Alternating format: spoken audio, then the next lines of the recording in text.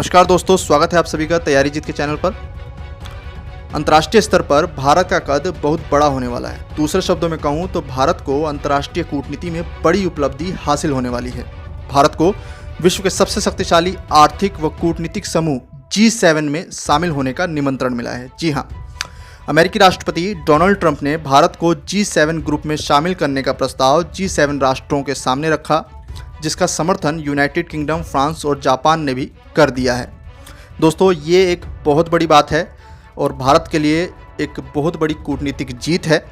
इस खबर से चाइना और पाकिस्तान तो पूरी तरीके से सन्न रह गए हैं, क्योंकि G7 विकसित राष्ट्रों का समूह है जिसमें चाइना तक को अभी तक स्थान नहीं मिला है और अब भारत को इसमें शामिल करने के लिए जो है आग्रह किया जा रहा है अमेरिकी राष्ट्रपति डोनाल्ड ट्रंप द्वारा, जिसका निर्विरोध समर्थन जो है G7 राष्ट्रों के द्वारा कर दिया गया है।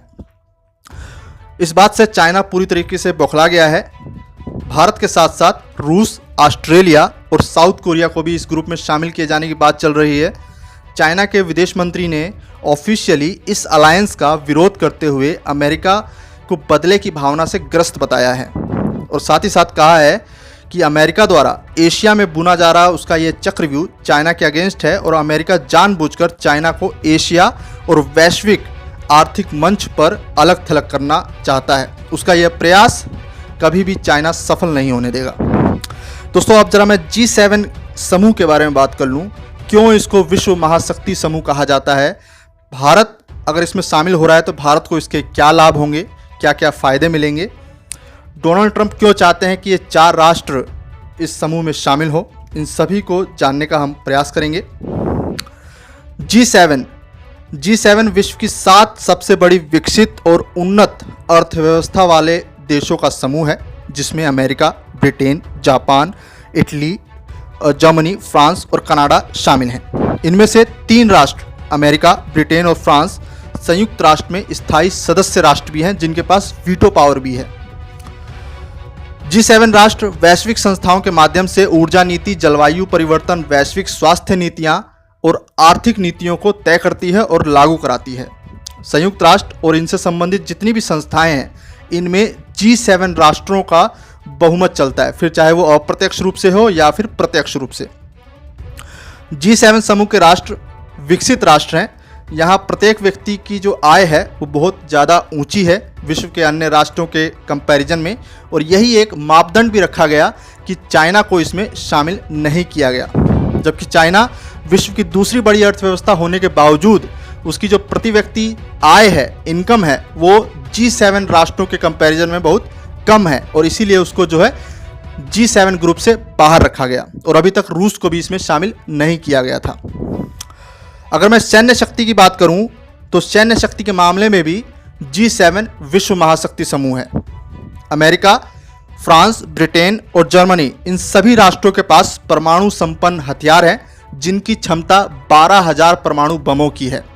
अब इसमें रूस भी शामिल हो जाएगा, जिसके पास 8,000 परमाणु बम है, और कनाडा भी, जो कि दुनिया का परमाणु अयस्क का सप्लायर है। आपको बता दूं, कनाडा और ऑस्ट्रेलिया दुनिया के सबसे बड़े परमाणु अयस्क उत्पादक राष्ट्र हैं। यानी कि आने वाले समय में जो बिजली उत्पादन क्षेत्र है, जो कि बिजली उत्पादित की जाती है, एटमी एनर्जी, उसका सबसे बड़ा सप्लायर जो है यही 2 राष्ट्र हैं, जो कि अब इस अलायंस में शामिल होने जा रहे हैं। कनाडा पहले से ही है, ऑस्ट्रेलिया भी शामिल हो जाएगा। कुल मिलाकर विश्व की संपूर्ण अर्थव्यवस्था में 60% की हिस्सेदारी रखता है G7 ग्रुप, और अंतर्राष्ट्रीय कूटनीति में इन G7 ग्रुप का अपना एक अलग महत्व है, जो हमें संयुक्त राष्ट्र और उससे संबंधित संस्थाओं में दिखाई पड़ता है वीटो पावर के रूप में। हालांकि G20 के बनने के बाद G7 का आर्थिक महत्व कुछ कम हुआ है। G20 विकासशील देशों का समूह है, जिसमें चाइना और भारत दोनों ही सदस्य हैं, लेकिन वर्तमान समय में भी अंतर्राष्ट्रीय कूटनीति में G7 का दबदबा बरकरार है। यही कारण है कि जैसे ही ऑस्ट्रेलिया, भारत, रूस और साउथ कोरिया को इनविटेशन दिया गया शामिल होने का, इन सभी राष्ट्रों ने हाँ कर दिया और अपनी भागीदारी सुनिश्चित करने के लिए धन्यवाद भी कहा है। यदि मैं भारत के संदर्भ में बात करूं तो भारत को निश्चित रूप से फ़ायदा होगा। भारत एक विकासशील देश है, हमारी जनसंख्या बहुत ज़्यादा है, जो भारत को चाइना के बाद एशिया और विश्व का दूसरा बड़ा बाजार अर्थव्यवस्था वाला देश बनाता है। अतः भारत G7 समूह राष्ट्रों के निवेश को आकर्षित कर सकता है, और जब भारत G7 समूह का सदस्य राष्ट्र बन जाएगा तो G7 की MNCs बहुराष्ट्रीय कंपनियां भारत में निवेश कर सकेंगी। अभी तक एक नियम था कि ये जो G7 राष्ट्रों की MNCs कंपनियां हैं, ये किसी भी राष्ट्र में निवेश करने से पहले G7 की परमिशन लेना अनिवार्य है उसके लिए।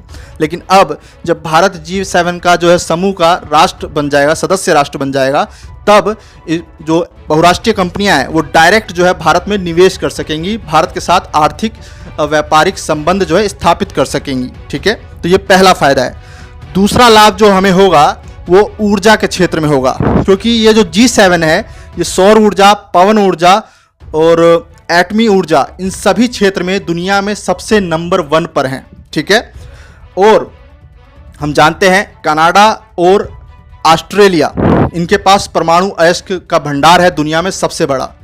और हमारी जो ऊर्जा समस्याएं हैं, क्योंकि हमारे यहाँ जो बिजली पैदा होती है भारत में, वो ताप संयंत्रों में कोयले के ऊपर आधारित हैं। 90% बिजली जो हमारी इस समय उपलब्ध हो रही है हमें घरों में, वो ताप संयंत्रों से होती है, कोयला से होती है। और कोयला एक नॉन रिन्यूएबल एनर्जी सोर्स है जो कि आने वाले समय में समाप्त हो सकता है।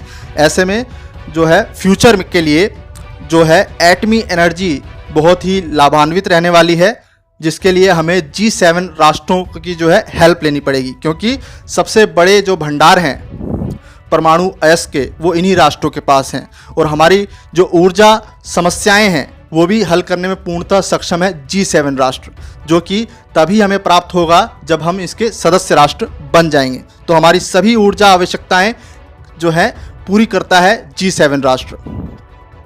तीसरा लाभ जो है वो हमें सीधा सीधा संयुक्त राष्ट्र में मिलेगा। भारत लंबे समय से कोशिश कर रहा है कि संयुक्त राष्ट्र में उसे स्थायी सदस्यता मिल जाए। जब G7 समूह का जो है सदस्य राष्ट्र बन जाएगा तो अमेरिका, फ्रांस और ब्रिटेन और रूस का समर्थन मिलने में आसानी होगी, जिससे कि हम अन्य मामलों में चाइना और पाकिस्तान पर भी दबाव बना सकते हैं। ठीक है, तो ये एक अन्य लाभ है। चौथा लाभ जो है दोस्तों वो ये है कि इस समय सांकेतिक लाभ है। दरअसल हम देख सकते हैं कि वर्तमान समय में चाइना के साथ हमारा सीमा विवाद चल रहा है। ऐसे में जो है विश्व महाशक्ति समूह में शामिल होने से भारत को आर्थिक और कूटनीतिक सुरक्षा कवच मिल जाएगा। चाइना सीधे सीधे उलझने से बचेगा, क्योंकि भारत को वैश्विक राष्ट्रों का समर्थन मिल जाएगा। वहीं भारत चाइना के साथ अपने व्यापार को बंद करने पर भी विचार कर सकता है, क्योंकि अब उसके पास G7 राष्ट्रों का विकल्प उपलब्ध है। ठीक है, क्योंकि ये मेनली मुख्यतः आर्थिक ग्रुप है ये। तो इस तरीके से जो है भारत चाइना को काउंटर कर सकता है। अगर मैं डोनाल्ड ट्रंप की बात करूं कि डोनाल्ड ट्रंप का ये कदम क्यों उठाया, इन 4 राष्ट्रों को क्यों शामिल करना चाहते हैं, तो इसके पीछे कूटनीतिक कारण है। दूसरी तरफ डोनाल्ड ट्रंप की बात करें तो उनके इस कदम के पीछे कूटनीतिक कारण है। सबसे पहला है चाइना का अमेरिका के साथ चला आ रहा ट्रेड वॉर।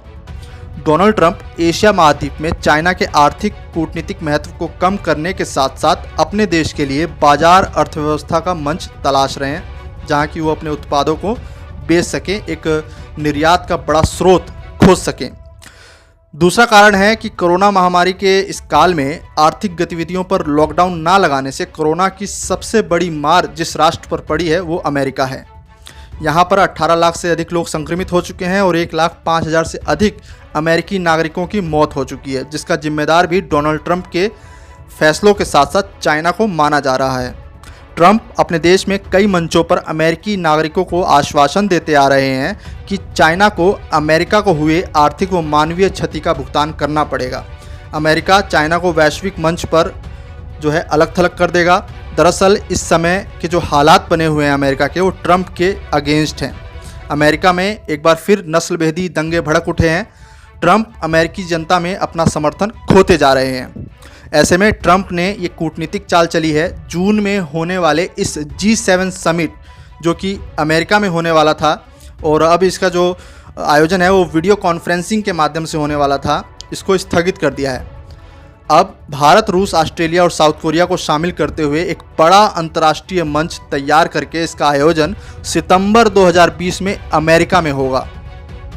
और निश्चित ही इस आयोजन में अमेरिकी राष्ट्रपति द्वारा बड़े फैसले लिए जा सकते हैं, जिससे उनको अमेरिकी नागरिकों का समर्थन मिल सके, क्योंकि सितंबर के बाद नवंबर में अमेरिका में राष्ट्रपति के लिए चुनाव हैं। ऐसे में बड़बोले ट्रंप के पास कुछ उपलब्धियां तो होनी ही चाहिए, जिससे कि वो अपने देश के नागरिकों को दिखा सकें और उनका समर्थन पा सकें और चुनकर वापस आ सकें। आप क्या सोचते हैं ज़रूर बताएं। वीडियो का विश्लेषण कैसा लगा ये भी बताएं।